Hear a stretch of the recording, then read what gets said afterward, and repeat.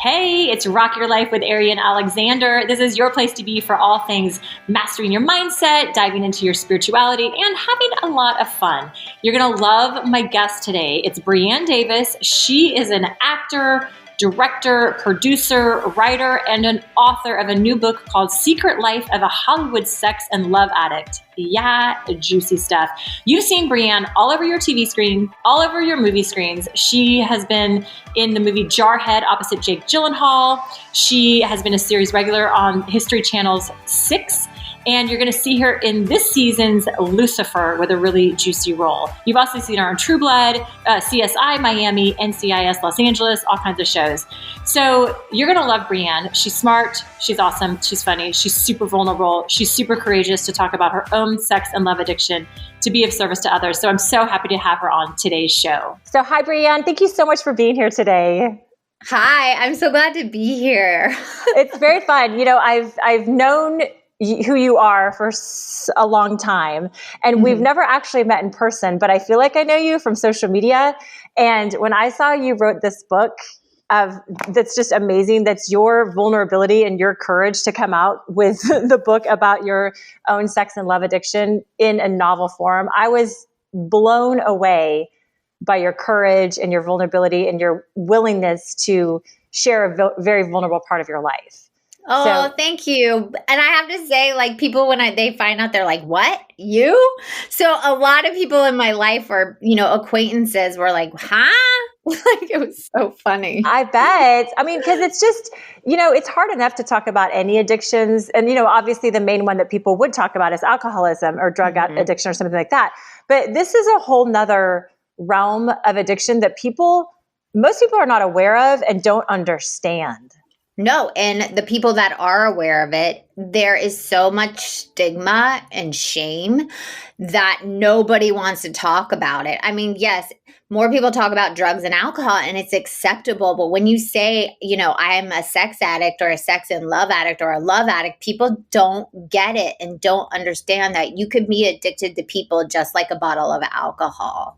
Yeah, I would never have known that until I actually dated a sex addict. And I was like, oh, I didn't understand. I didn't know what this was.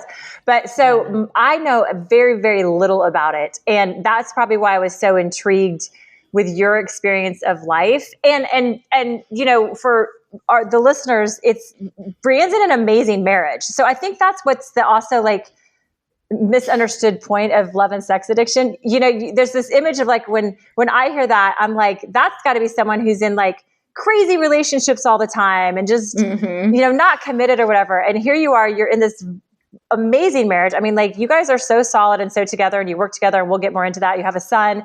And so it's really a testimony to how you can overcome your addiction. And that's what I'm curious about is your journey of, let's just start with a turning point for you. Like, what was your, what do you call it? Low bottom or, bottom. They call it the bottom. Yeah. Okay. Yeah. So the bottom was, I had a boyfriend that I loved and I cared about. And, we were living together and this was like the first person I felt like I truly loved as much as I could love, right? As much as my capacity to be intimate allowed me. And so I thought like, the cheating, the flirting, the intrigue, the going from relationship to relationship to relationship, what I've done my entire life when I started dating at a very young age, which I shouldn't have, it all came to a head. I had a mentor of mine pass. And I found myself 2 days later on location shooting a movie across the country,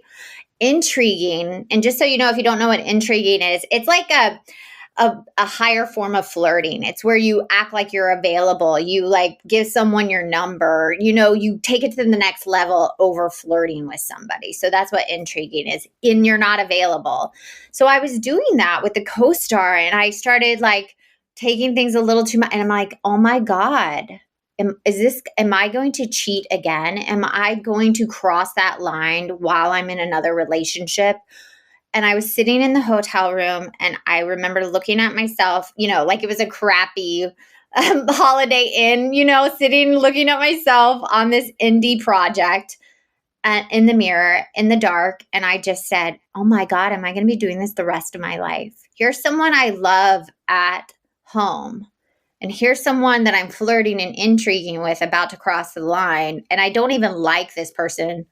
He's not nice to waiters. He's just not a nice person. And it was this aha moment for me where I was like, am I going to be on my deathbed at 70, 80, never fully committed or available to another person?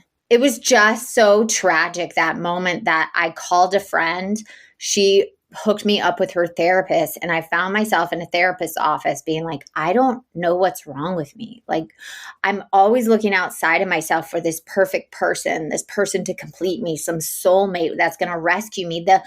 The falling in love high. I was addicted to the falling in love high. And as soon as those butterflies went away after a year with somebody, a year and a half, I started looking other places, like automatically, not even when I didn't even want to. It was just like I just did it. And I always flirted, and I was like, it's part of my personality. And I realized, talking to this therapist, she told me 2 things, girl. And the first one pissed me off. She's like, you're very interesting. You wear the mask of another one of my clients that's a high-class prostitute.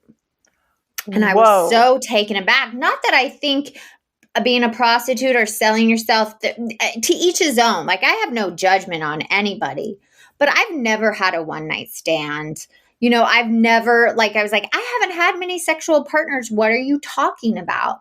And then the second thing she told me, she said, you're a sex and love addict. And I was like, huh? That's not me. That's like Tiger Woods, somebody getting caught, like being married, a man.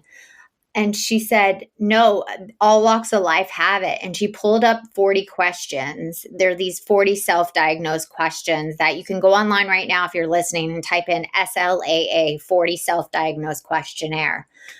And she made me fill them out. And it says if you get more than 5 yeses, that maybe you have this problem. And I got a shit ton of yeses. Wow. Yeah. So that was the moment. But I got in my car. I drove down the 101 back home, bawling my eyes out. I called my boyfriend, and I'm like, she says I'm a sex and love addict, like hysterically crying. And this is when I was shooting prom night. This was like this was like the pit, like I was, at the height of like where I was just breaking out or whatever you call it. And I was at my bottom. And I don't think people understand. You could be at like a great, but my world was crashing around. And I get home, and he prints up all the meetings in LA, and he highlights all the meetings I can go to. Oh my God, I just got chills. And that's my husband. Oh my God, I just got chills, because I'm like, who is this amazing person that like so supported you in this? I could cry hearing that, because that is just... I thought you were going to say like he broke up with me or whatever. And instead he just turned towards you in full support of you working through this and healing this addiction.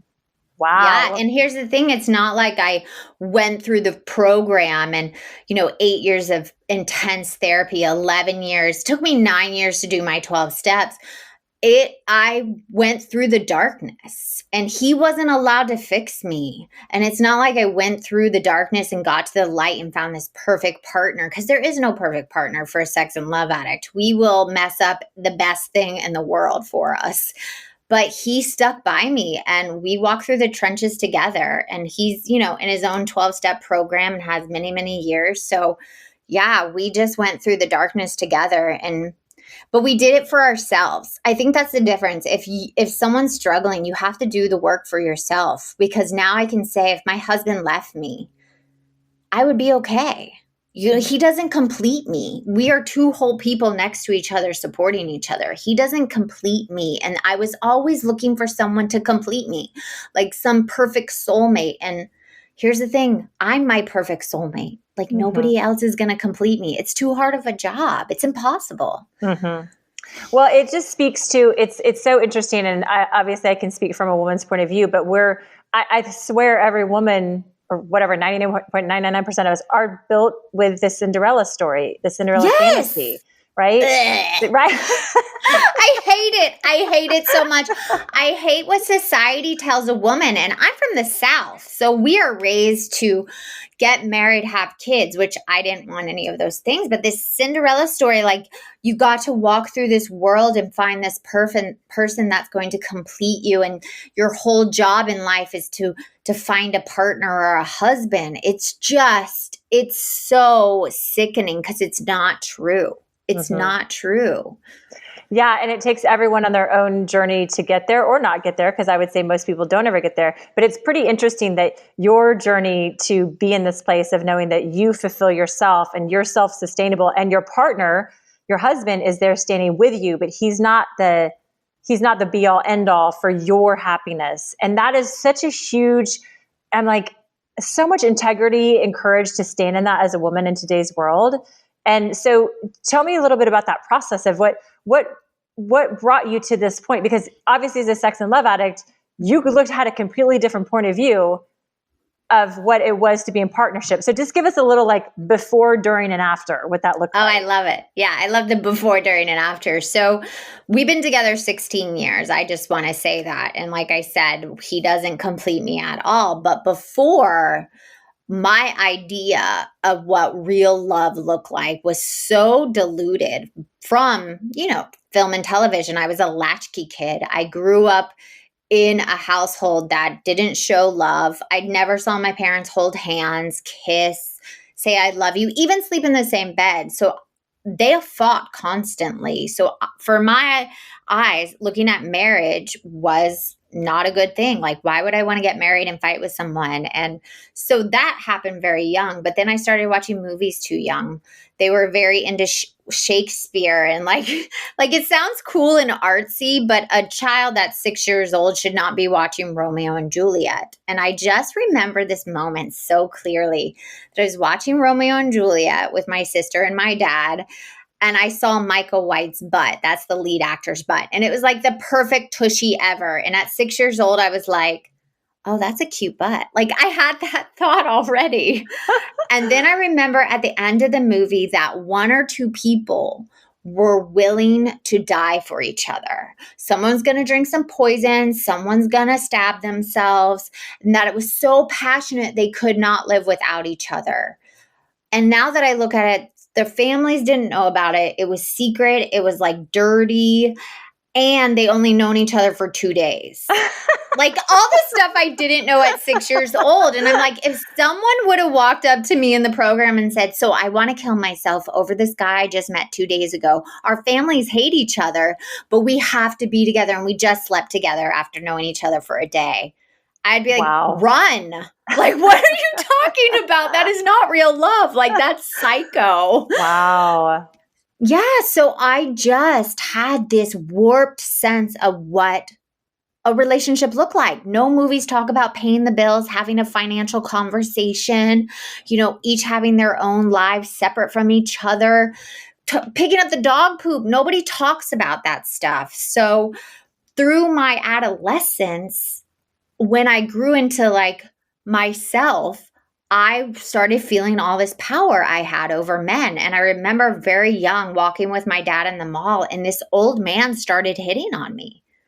Ew. And it was like, yeah, it was gross. And it's like at 13 years old, I could feel the power I had. And I used that. I went through my life using my sexuality, to manipulate, to get what I wanted, to get my needs filled. And that's not okay. It's not okay to walk around in this world saying, fill me, give me what I need, give me attention, make me feel special. And as soon as you didn't do it, I would discard you. And I just realized I've been doing that my entire life. And the moment I realized, well, I didn't realize I was an addict. I realized that I was chasing this unobtainable thing. I was in 8th grade. I had a boyfriend. I was always boy crazy. I flirted with everybody. And I remember his friend like backed me in the corner in a closet at a party, like the year-end party. And he kissed me. Like my boyfriend's best friend kissed me. And I kid you not, girl, the feeling my body, it was like fire shot up my body. It was the best high in the world, like the sneaky, the secret, it was just for me. And I was like chasing that high for the rest of my life. That like I attach sexuality to secrets, to dirtiness, to wrong. And if I love somebody, I could not be intimate with them. So I couldn't connect love and intimacy at all. Or I couldn't connect sexuality and intimacy. So that's where I knew. And then, I talked about my bottom, but I had bottoms before that when I got caught, when I kept going back to a bad boyfriend over and over again. I'm like, why am I going back to this person? He is not a good person. He doesn't completely show up for me. Now I'm starting to like go off. He's making me a worse person. So it was just like a bunch of bad relationships, one after the other, like over and over again. Yeah. Wow. It's so interesting because so many things what I'm hearing and what you're saying is that the high comes in that naughtiness and the wrongness and the shame. And it's very interesting because I work with my clients in a lot of, let's call it shadow work, in really letting the shadows come out. Because when we keep that high that you feel, that any addict feels, in that the naughtiness of doing this thing of like, oh, it's wrong, but somehow our body gets turned on by that. And this shadow side is kicking up.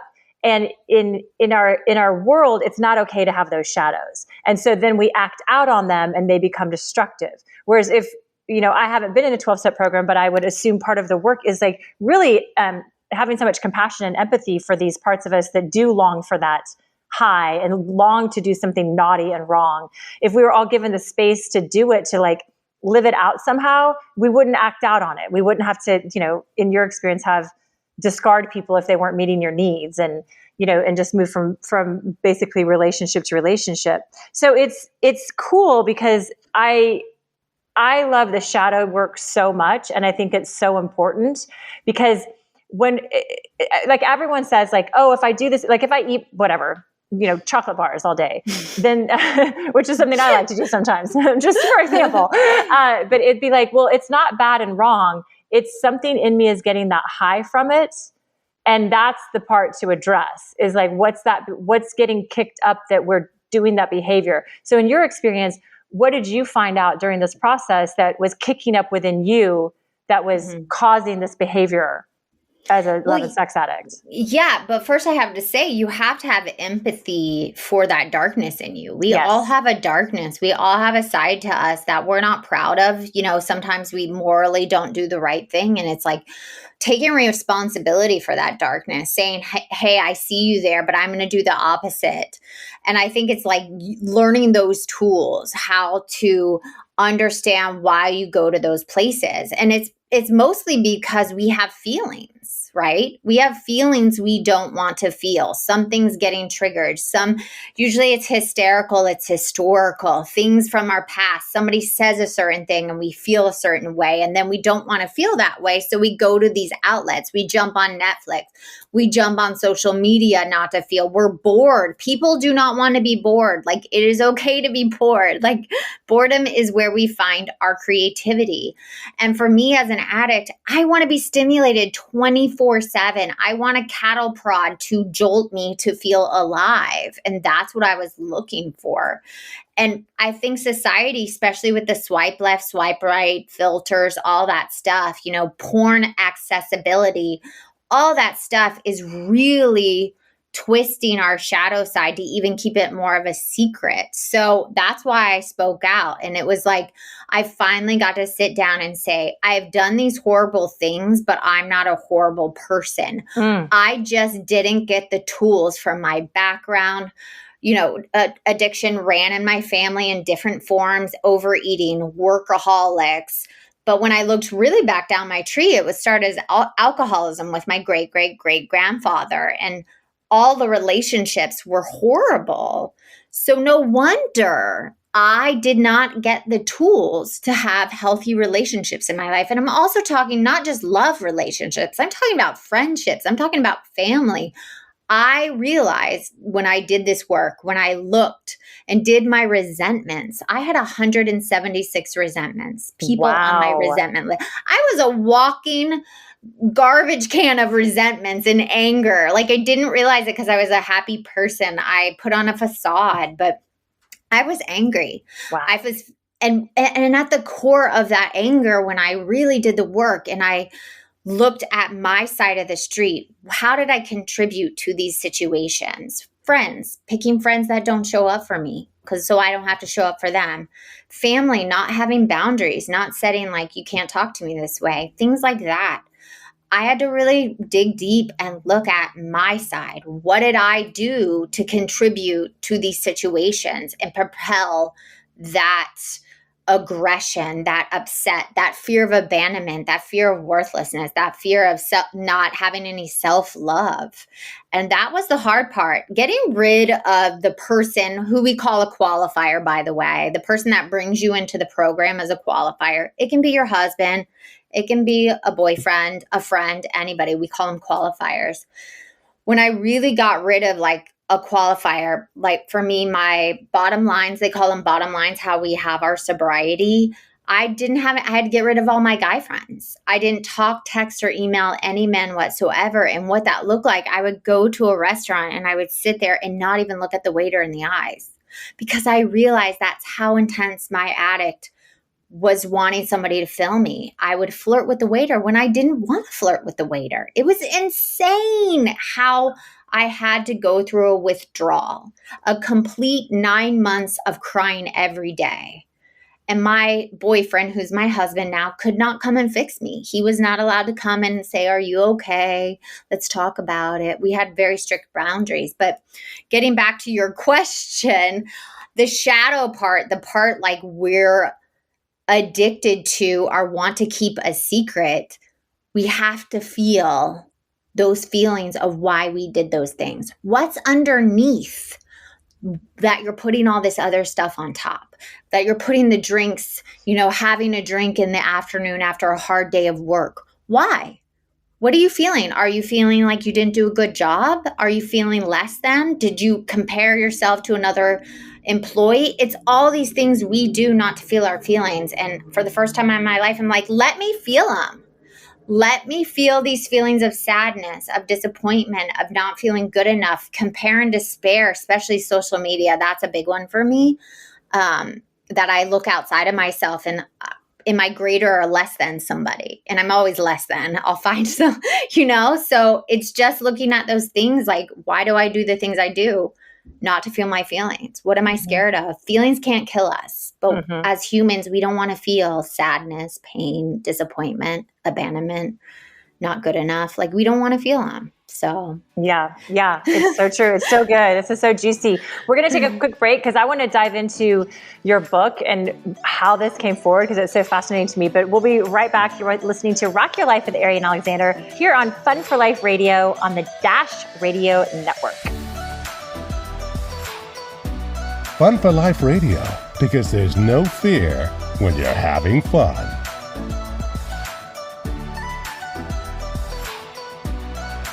Okay, we're back. And if you haven't listened to some of our awesome music shows here on Dash Radio, on our station, the Fun for Life radio station, we have great DJs.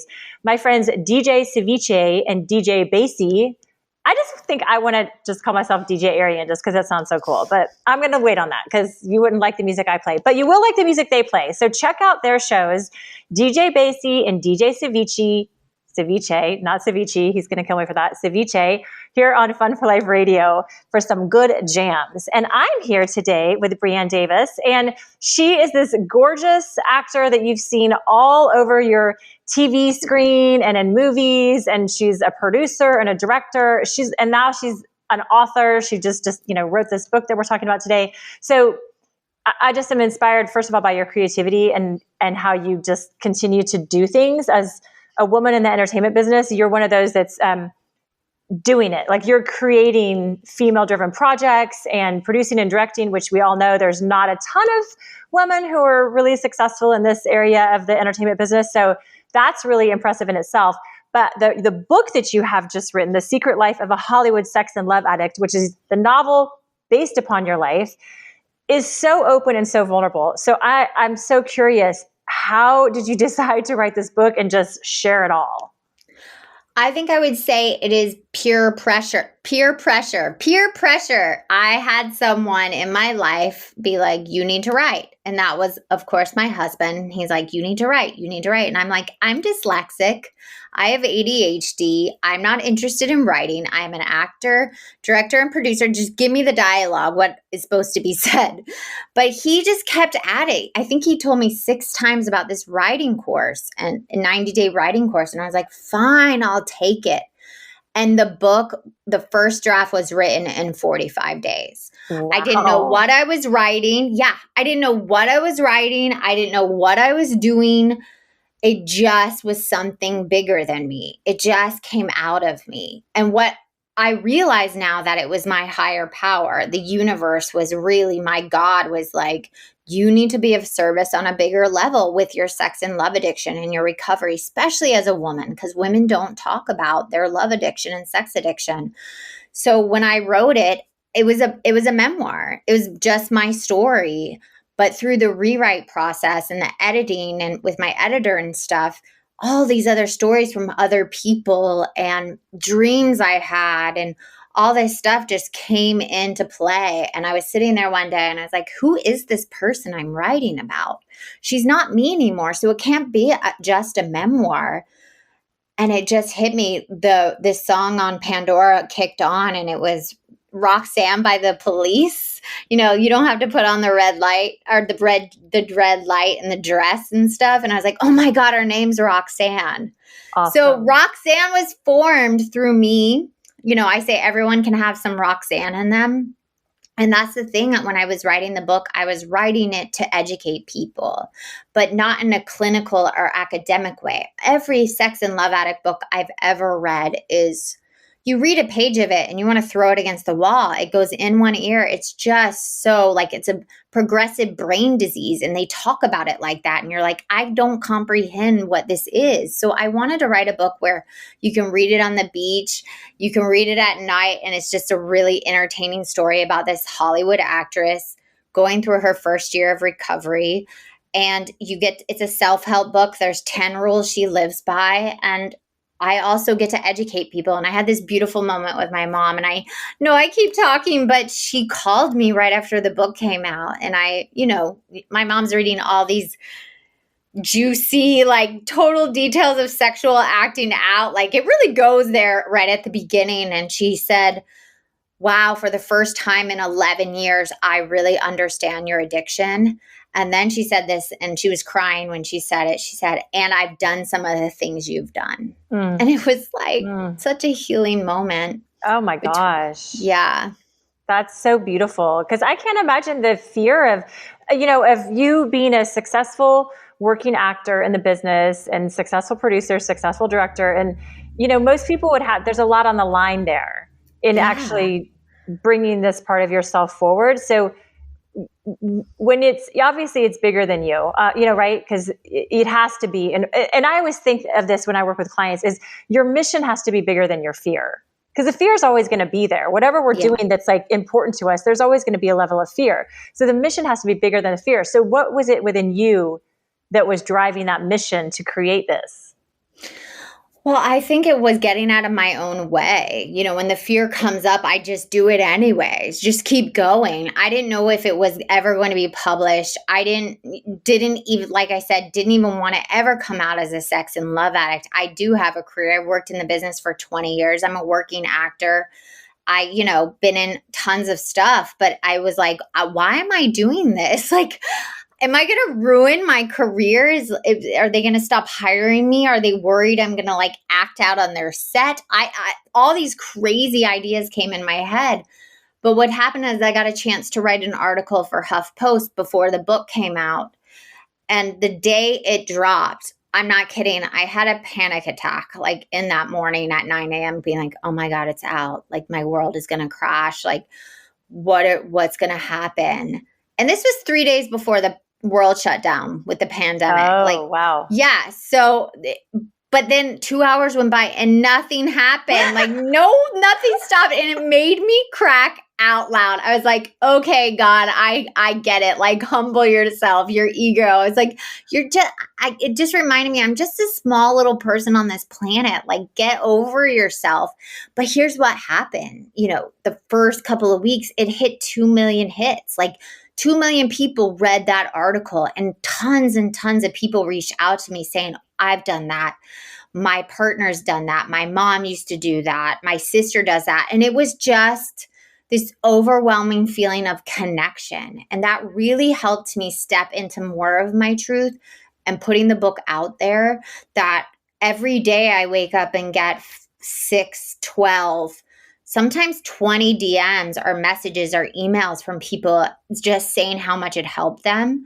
And just this morning, I got on a meeting for Sex and Love Addicts Anonymous on Zoom, a women's meeting, and 2 of the women that have read my books from across the world and that called me or DM'd me, and I gave them the meeting info, were on the meeting and they were sharing. And it was just like, just to be of service to somebody that's struggling. Like, if you're in a bad relationship or you're in a pattern you can't get out of with somebody in your life, like, there is a way out. There is an answer. You are not alone.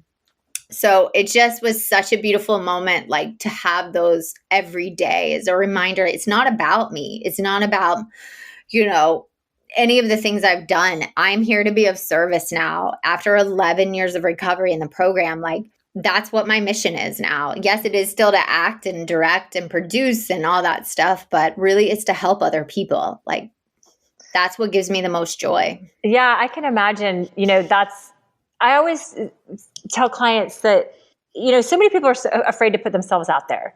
There's this fear, like you say, like you put the thing out on HuffPost and you're like, oh shit, when's the sky going to fall? The emails are going to come, the phone calls, whatever it is. And then like nothing happens. And you're like, nothing. Yeah. Like, I thought I was way more important than this, but evidently I'm not.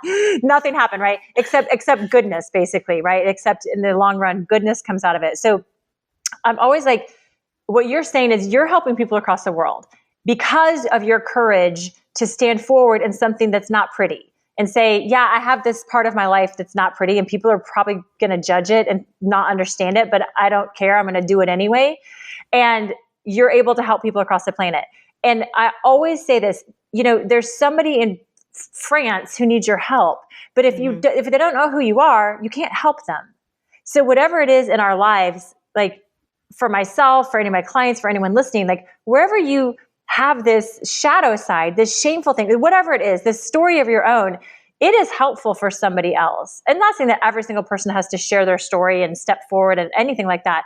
But those of us that are in a service-based business as coaches or authors or speakers or whatever it is, the more that you can be vulnerable and stand in that vulnerability and courage with your people, the more you are going to inspire others to heal their own issues, to come forward, to have those hard conversations.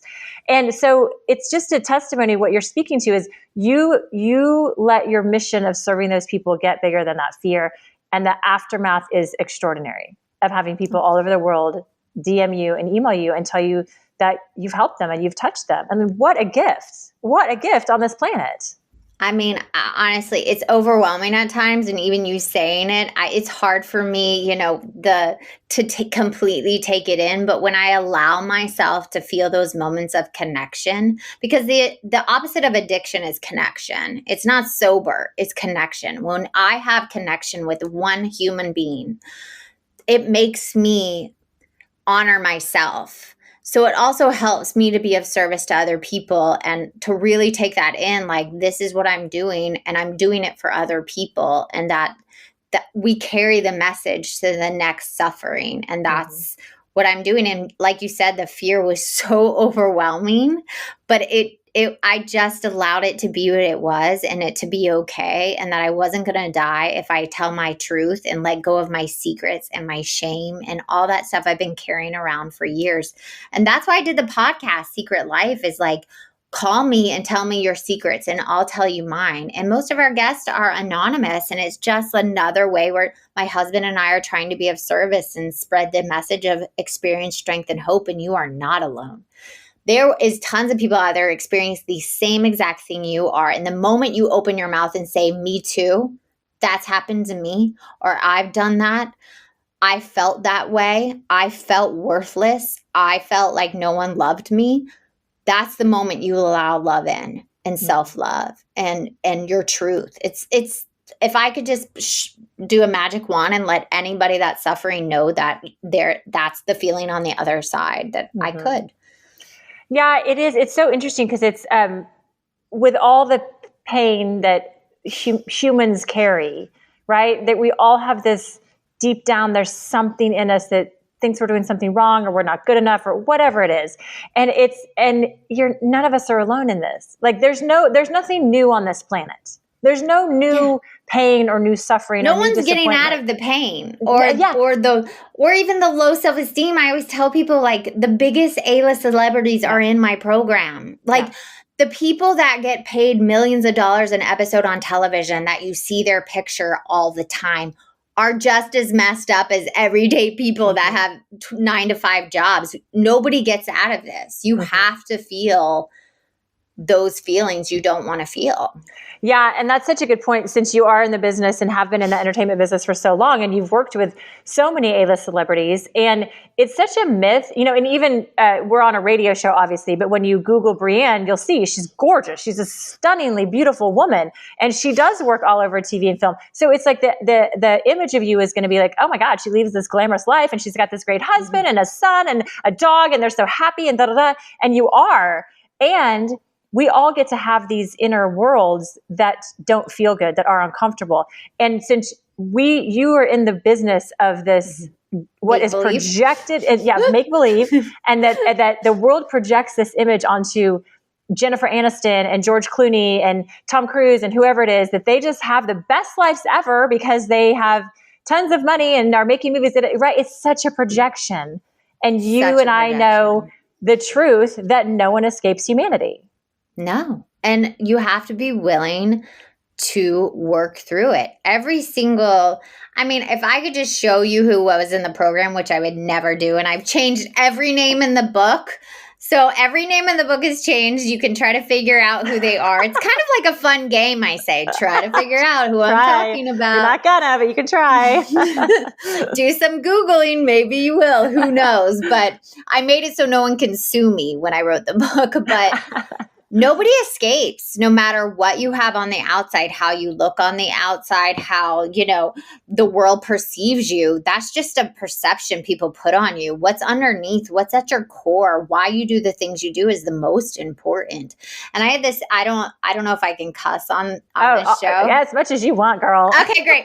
So I had this beautiful moment. This man that had, a good amount of sobriety in New York, he said recently, find the most beautiful, perfect person you can ever imagine. And I can tell you somebody's sick of fucking them. And it was such a thing. Like, you always imagine, like, if I look like that, if I had that, I would be loved. Someone would love me. And it's like, that doesn't really matter at all. And it was such like a help to me, because as an actress, I want to escape into fantasy and live these parts, and it doesn't sustain us. It doesn't fill our insides. And the spiritual work is what really heals and lets you step into, telling your story, being creating that thing that helps someone else in the world. That's all. That's what it's about, right? That's what life's about, not how much money you have. You can't be buried with your money. It's so true. It's so good. This is so juicy. I'm having so much fun. I want to dive into your 10 rules, rules from your book. So tell us a little bit, some highlights of the 10 rules from your Sex and Love Addict book. Yeah, I've made up these 10 rules that I have lived by at some form during my recovery. And, Roxanne, each chapter takes you through these 10 rules and how she got to this place. So the first one is it's close to the step one. It's the key to getting better and becoming healthy is admitting you have a problem. So admitting it, then believing in your own form of God, nobody else's. And my favorite one is walk through the fire and let it burn. Ooh. So that's letting your old self just burn to the ground, which people don't want to do, but it's so healing. And then rule 4 is to heal, you have to look back at the why. And then another one of my favorites is chapter 6. It's rule 5, adult up. Admitting your mistakes. And the hardest chapter, girl, for me to write was chapter 7, rule 6, compare and despair. Stop questioning your worth. And then it says, let go of the people that trigger the shit out of you. Be honest. Secrets keep us sick. And then help others without expecting anything in return. And the last one that I love, that I live by, this is the rule I live by. We all die alone. So love yourself first. So that one, so it takes you through the journey of like her shedding those layers and really looking at what's underneath, who she is, letting go of the addict, the false self to the real self. And it's definitely, it's really juicy. It goes into Hollywood stories. It takes, you get to see what it's like to be a working actress. So it has that fun chick lit kind of feel to it that I love reading those books. I read a lot of books, but it also educates, like I said, and you'll feel for her and you'll hate her. Like you'll have moments where you'll hate Roxanne, and that's okay, but in the end, as long as someone's willing to do the work and, like I said, walk through the fire and let it burn, then that's the whole point. Yeah. It's great. It's such a great, I love that you're doing self-help in it with a twist, because I'm I've been in the personal development world for 20 years and I've read a ton of personal development books and I'm so fucking bored. I'm like, I can't. Right? I am too. Yeah. I'm like, geez, I cannot read another self-help book. And I used to hit the self-help books before I found out what my issue was to people, being addicted to people. And I just remember I'd try to like figure it out through self-help. And I would be like, I've read this already. So I wanted to do a book where it was fun. It was like a fiction, Romeo fiction, but it's a self-help and it's a memoir also. Yeah. Yeah. It's so cool. It's so sexy. And there's so many juicy things. I wrote down a couple things as you were going through those 10 rules that I want to hit on is, I love adult up. Because it's one thing, this thing about adulting that I say for myself and I talk about with clients, I'm like, it's hard to adult sometimes. Like, yeah, you don't want to. No, because it's I don't want to. No, what do you mean I have to be an adult? Yes, adulting can be hard. And it's like, I don't want to have to take full responsibility for my choices and actions and behaviors. It's so much easier as a young person to be like, well, blah, blah, and you can blame it on whatever. And so adulting to me and adult up, like you say, is like taking full responsibility for dominion over your choices and your life. And that can really suck because then you can go, well, my choices aren't great. Yeah. And we turn to blaming others, blaming our parents, blaming our upbringing, blaming our circumstances. And it's like there comes to a point in our life where you have to stop. You have to take responsibility. You have to do that work and become an adult. And I realized for how many ever years, I was just wanting to be a child. I was like walking around in the world like a toddler, being like, love me, need me, give me attention, I want this. And I call it the disease of more, like wanting more love, more money, more jobs in the business, more shoes, more, just fill in the blank. It's like, no, you're an adult. Like that is not going to fix you. Well, that's really cool. And that's really smart. We're going to take a break, but I want to come back to that of like how you do that, like, and I'll ask you very specifically when we come back, but we'll be right back with Brianne Davis. This is Rock Your Life with Ariane Alexander. Speaking of love, if you haven't listened to my friend Jack C. Merrick's show, In Love with Jack C. Merrick, it is an awesome music show where every week he curates different themes of love. So it can be about heartbreak. It can be about dating. It can be about crazy people. It can be about love, romance, making out. So he curates this awesome list of love songs, and he's really funny too. So you'll enjoy listening to him. His show is fresh and new every Wednesday night, and we'll be right back. Fun for Life Radio, your soundtrack to the game of life.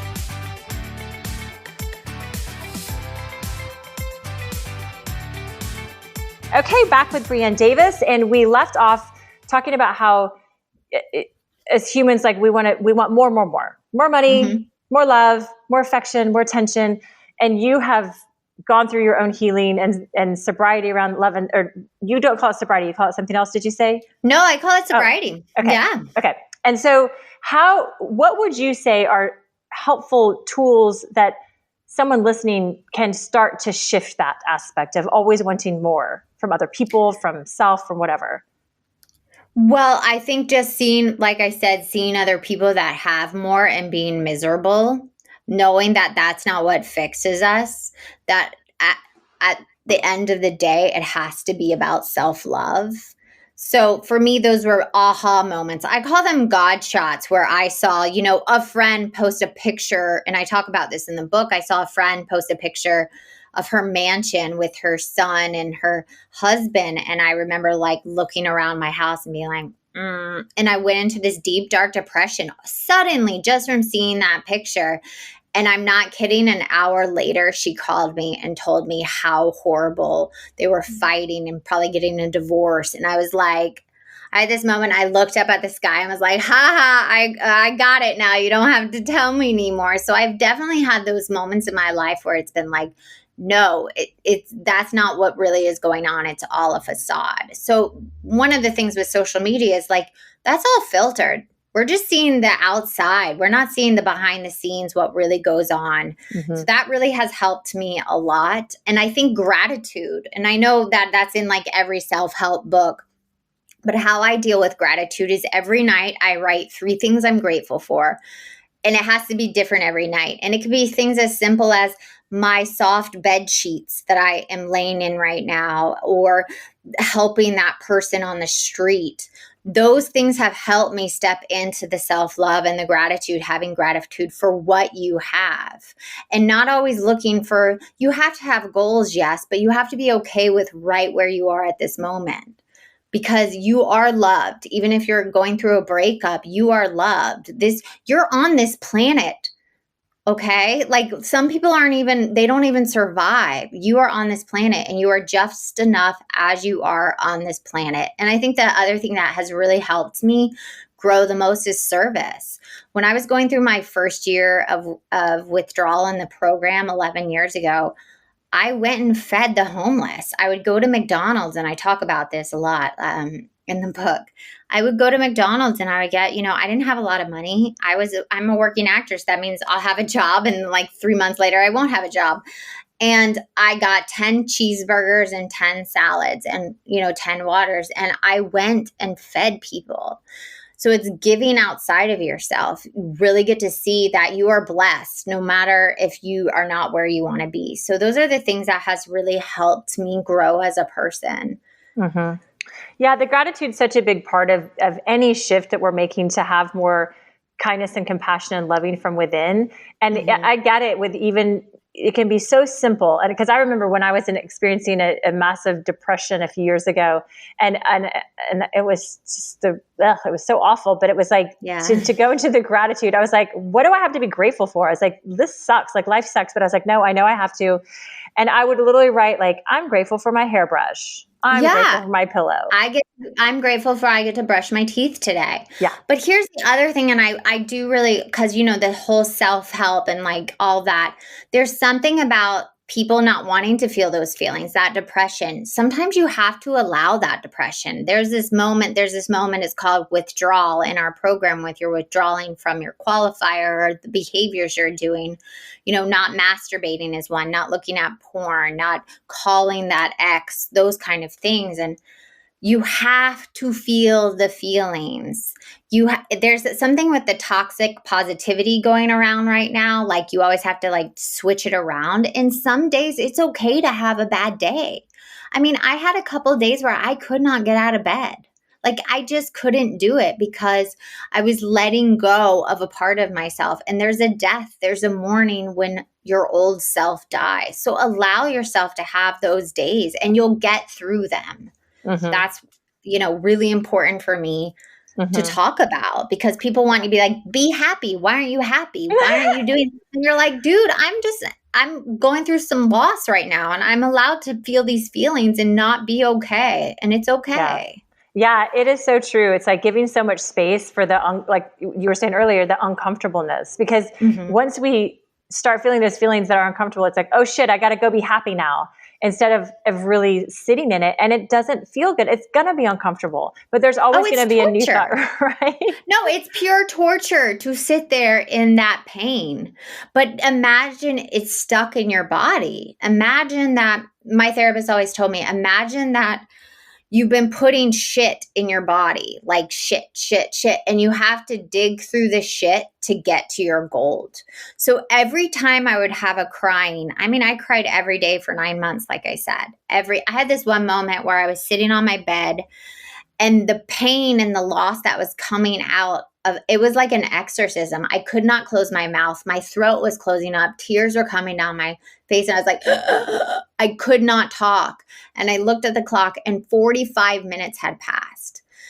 And I remember thinking, good job, Brianne. You let all that shit that you've been digging and putting in your body out to get to my gold. Like, I almost celebrated while I was crying. I was like, good job. You're doing good. That's awesome. Oh my God. That's awesome. So Brianne, what would you say to anyone who's listening that is curious, like might even not know they have I guess it's, how do you know you have a sex and love addiction? I know you can go take the quiz. I love the 40 questions, but I think a lot of people aren't aware of it. Oh, nobody's aware of it. They don't want to be aware of it. Nobody's aware of it. No, but here's some of the 40 questions. Do you believe someone can fix you? Do you keep a list or written otherwise of the number of partners you have? Do you make promise to yourself or rules not to go back to a romantic partner? Do you get high from romance and then crash? Are you always searching outside of yourself? You know, do you feel desperate for a future mate? These are the questions. I mean, if you answer those and didn't know what they were, you'd be like, yes, I'm looking for a future mate. Yes, I've, fill in the blanks. So those questions are just helping people look at the pattern. And I think if you're listening out there, the first question is, here's what I always ask people. Is there drama in your life with your relationships? Do you find yourself going back to that person that won't show up for you? A friend. I used to do that to friends. I would go back to a girlfriend wanting her to show up and not flake, and then she'd do it again. Do you have a family member that, crosses boundaries? Do you have, drama in your life? That's the first thing. If you can answer yes to that, that's a sign, because I'm telling you, on the other side of this addiction, there's no drama in my life. Every single person and friend I have shows up for me just like I show up for them. I keep my word. They keep their word. There's no boundary crossing in a family. My parents, we have a good relationship now. That wasn't always the case. So that's the first thing. The second thing is, are you always looking for that thing that will make you feel complete? If I get that job, I will then be okay. How many times have you heard that? If I get this, I'll be okay. So that's another sign. And if you're even thinking about coming, then you probably have a problem, is what I say. Nobody walks into Sex and Love Addicts Anonymous if they don't have a problem. They say that it's the PhD of all the addictions, because underneath, drugs, alcohol, food, all that is that last bit of fear of abandonment, fear of not being enough, fear of not being loved. They say AA is like the last house on the block you want to go to, and SLAW is like the shack in the back, nobody wants to go to. Now, we have people that come in with 35 years in AA and say, I have not wanted to come to this room. Oh, wow. I don't want to come to this room. So, and we had someone, with the heroin, they said, I can quit heroin, but I can't quit her. Wow. And it's like, wow, how telling is that? And songs and movies and society tells us that we have to always be searching for love and the one. And that's not realistic. So if you're thinking this sounds interesting, or wait, I've done that, or then it might help you. It's the best thing I've ever done for myself, honestly. And no one can take it away from me. People can take away my career. They can take away my money. They can take away my husband. They can take away my son. But they can't take this away from me. This is what I've done for myself. And that, I can tell you, I have so much serenity and peace in this world. because I did that work on myself for myself. Wow. Well, you're such an inspiring woman. I'm just in awe of you and the message you bring and the strength you have, especially as a woman in this world. Like you say, like the movies and TV shows and everything teaches us something different. And you're carving a new path in a very public way to support others in this standing in this place of integrity and fullness within self. And you're such a great teacher for this. Really reflecting to others that they are full and you can find that within yourself and you don't have to search outside. So I'm just like, oh my God, I'm so amazed at you. And I hope everyone listening is just going to go get your book and find you because it's so exciting. So tell me, we find you I know you're on Instagram at the Brianne Davis, right? And tell us where to get your book. Yeah, it was exclusively at Amazon, but now it's worldwide. But you can go on secretlifenovel.com and you can get a signed copy, or it will direct you to any of the outlets you can get the book. I just finished the Audible, which was torture to record, pure torture for 2.5 weeks. I mean, who wants to read their journal of like the most private thoughts, the most sexual things, like the dirty of your disease is in there. But I did it. And we just hit #1 new releases on Audible. Oh, congratulations. I was like, okay, I did it, but I don't want to do it. And I'm writing book 2 now, and it's really exciting. And listen, if you're struggling, DM me at Instagram at the Brianne Davis, or at TikTok. I'm on TikTok a lot at @Brianne Davis, because I will point you in the right direction. I want to be of service. So you can totally DM me and I answer all my DMs. Oh, that's myself. Cool. That's really cool. I love that. Okay, good. We're going to do a little lightning round of questions. Ooh, this is a little bit about your entertainment business because you're so fancy. Okay. You're so cute.